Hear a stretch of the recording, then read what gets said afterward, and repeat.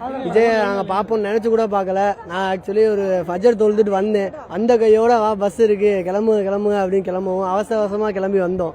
வந்த சூட்டில் எல்லாம் எப்படி கிளம்பணும் எப்படி வந்து சேர்ந்தோம்னே தெரில. வந்து சேர்ந்ததில் மகிழ்ச்சியாக இருக்குது. நாங்கள் வந்து ஒரு 300 பேர்கிட்ட எப்படி கேர்ள்ஸ் பார்க்க முடியுதா என்னன்னு தெரில.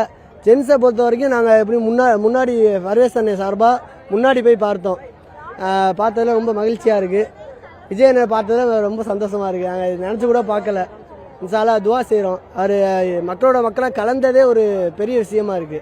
ஏன்னா அவர் வந்து மதம் ஈடுபடுத்த மாட்டார். அது நல்ல ஒரு சேஞ்சிங். படத்துலேயும் சரி ஒரு இறக்க குணம் உள்ளவர்.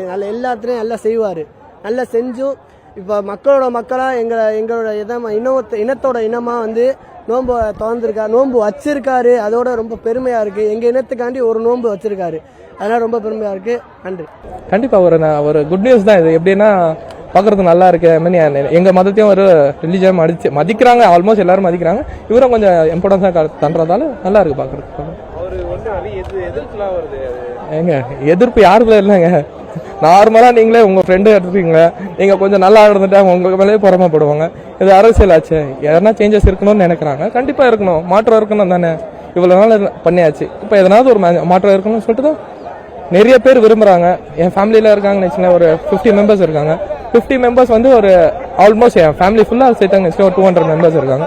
எல்லாருக்கிட்டையும் நானே போயிட்டு சொல்கிறேன், ஓட்டா தளபதி தான் பொண்ணு ஓட்டு, வேறு யாருமே போடாதீங்க, அவ்வளோதான். பார்த்துங்க. அப்படின்னா எதிர்ப்பு இருக்குது தான்.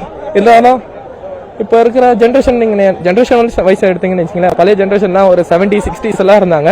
அவங்கெல்லாம் போயிட்டாங்க. இப்போ வந்து சிந்திக்கிற பீப்புள்ஸ் வந்தாச்சு.